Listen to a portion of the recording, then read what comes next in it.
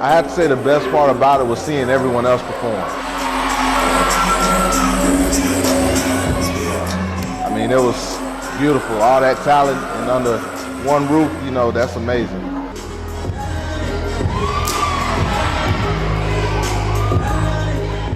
But the first act, she had a very nice voice. I think people were very surprised that she could actually sing, so kudos to her. So don't you mind people grinning in your face.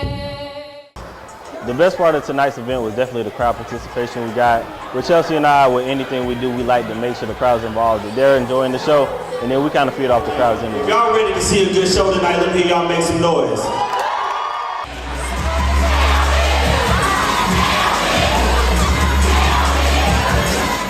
In planning this event, it took a lot of coordination. We had to coordinate with the Boyd Hill Recreational Center, where all our proceeds went this evening. Also coordinating the actual acts, the 7 phenomenal acts we had. In first place with a score of 381, we have my boy True. And I won a gift card, but it's kind of more than just a gift card. To me personally, I felt like I won the confidence I needed. Teenage Mutant Ninja Turtles was a daily scene. I'm very proud to say that I'm a 90s baby.